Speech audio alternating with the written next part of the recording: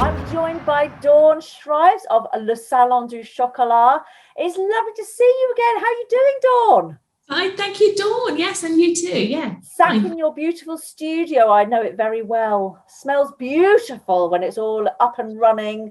I can't wait to come back there and eat some chocolate buns. Oh, it'd be lovely to have you here. It'd be lovely to see you. Yeah. So I'm going to start off straight away by saying thank you so much for being part of box one, the launch box of the Vintage Feel Good box. And of course, the ladies and gentlemen will now know what they got in their box, which was, of course, this beautiful chocolate spoon. And I will confess, I may have eaten 4 or 5. But that's a big clue. Dawn, tell us exactly what you do. So I've got my chocolate studio based in Chichester, and not actually in the high streets, but we are just north of the high street near the hospital, and we usually offer chocolate workshops, chocolate experiences, parties, educational visits, really so that you can come in and make your own chocolate. That's what Le Salon du Chocolat is all about.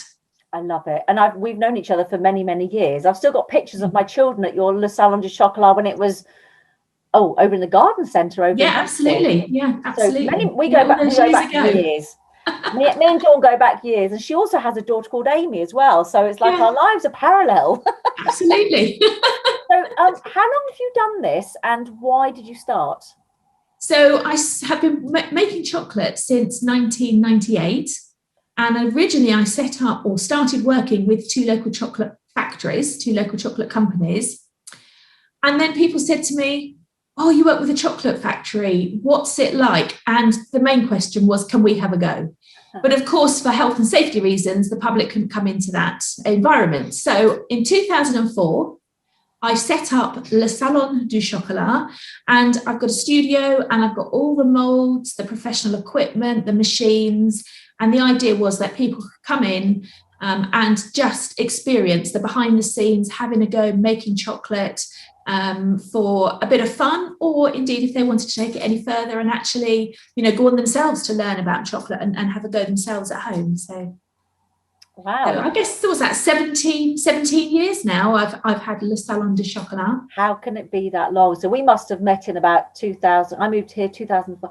So about 2006, I think it probably was. Yeah, I think it was because, as you say, we were over at Stansted House to start with. And I was there from 2004 to 2011. Yeah. And then we located to Chichester in Christmas 2011. And we've been bumping into each other ever since in various capacities. So I can't wait to bump into you in the person again in real life. Absolutely. So how has business been since COVID took over the world? So it's been sort of up and down, really. So what happened was last Easter, sort of March time, pre-Christmas and Easter are our busy times. We have all our seasonal workshops, all of our birthday parties. I go out and I'm a speaker for WI groups.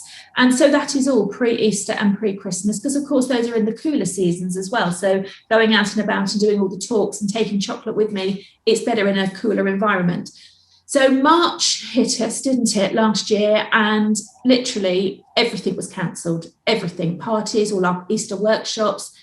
So very soon after that, we started or had already started to make a little bit of chocolate because, of course, the business at that point was solely workshops, experiences and parties. And we didn't manufacture other than if we had orders in or if we were going out to do our talks, we took a bit of chocolate with us to sell. So at that point, we started making a bit of Easter stock and thought, OK, people can come and pick it up from the studio.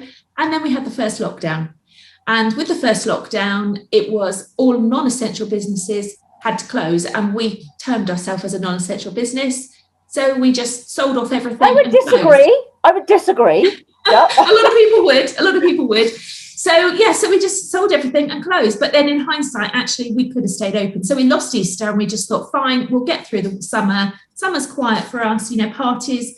children are on holiday, or even if they're around for their birthday party, their friends are on holiday. So we sort of tick along through the summer, and then we always start up again in September, and we thought that's what we would do. So come September, we started to introduce and reschedule all the cancelled bookings, and of course people had vouchers that they'd bought for Christmas. So we started to schedule those, and then very soon in September we had the rule of 6: wear face masks, social distancing, and it just became, we operated, I think we had a few bookings in October, we started, and then it just got to a point where we thought, we can't do this. The track and test and trace system came in, and we started to think, how are we've got the busiest season again coming, Christmas. We can't miss out on Christmas, because it's normally our time that we're selling chocolate. We go to Christmas fairs, and we sort of knew that they wouldn't be happening. So we just thought, we have got to get through this. We've got to turn the shop or the studio completely into a shop.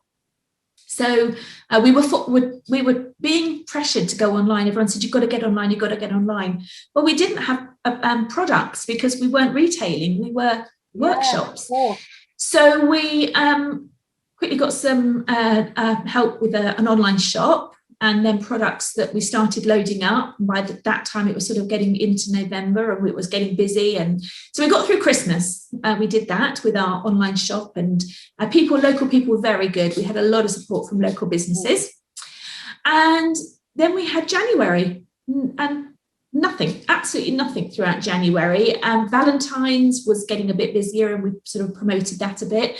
But of course, with the lockdown, where we're based, we're just not getting the footfall because things are closed. So we are, again, trying our online click and collect service. We're open a couple of days a week for that, and posting.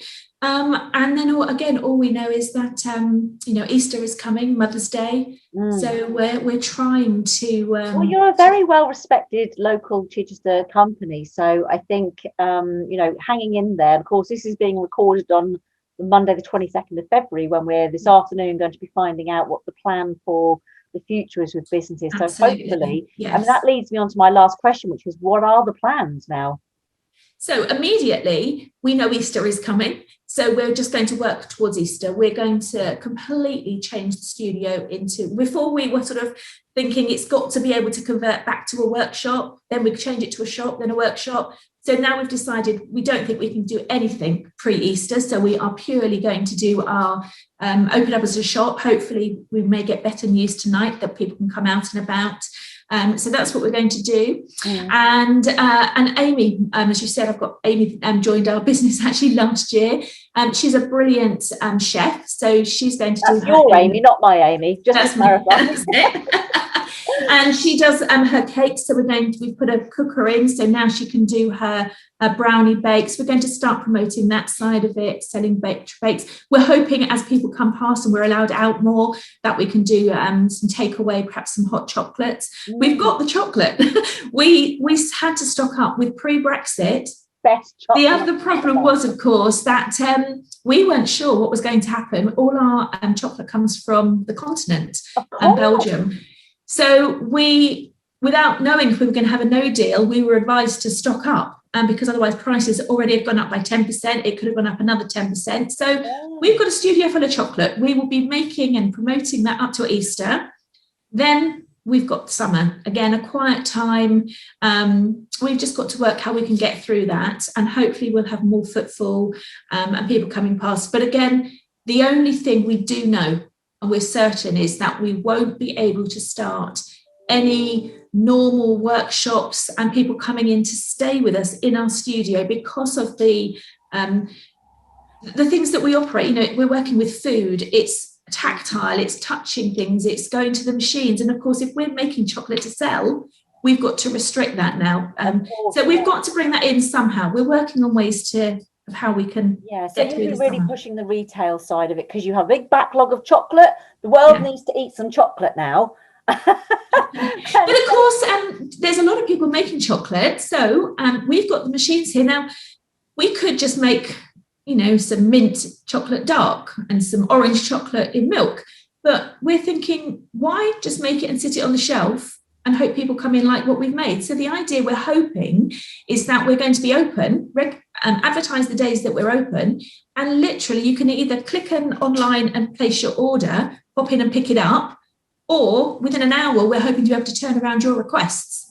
So we're going to make almost like you're going to go and have your key cuts. You just go in, leave it, come back on your way home from shopping and pick up what you've ordered. So that's the idea. That is far more exciting than having your keys cut, for sure. And I would love to involve Amy's chocolate brownies in one of a future box as well. So I will definitely be speaking to her about that. So that's really exciting because, you know, the whole ethos of the vintage feel good box is harking back memories and stuff. And everyone's grandparents or parents had a favourite dish that they did. And my Nana Butler was chocolate brownies. Now, I wouldn't dare ever compare any chocolate brownies to hers, but I've heard very good things about Amy's chocolate brownies. So watch this space.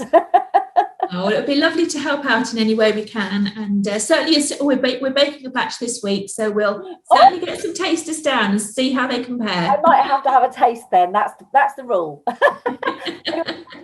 Talking to you. Thank you so much for joining me, and the best of luck with everything. And I hope everyone enjoys their chocolate spoons that are in the box. And if you, of course, want to order more, the website is on the flyer that's in the box as well. So do support your local businesses, support businesses who've gone online or pivoted what they're doing, and just watch this space, because this is not the last you've heard from Le Salon du Chocolat. Thank you so much for joining me, Dawn. Well, Dawn, thank you for supporting me too, and all the best with what you're doing. Well done. Thank you very much. Take care. Bye.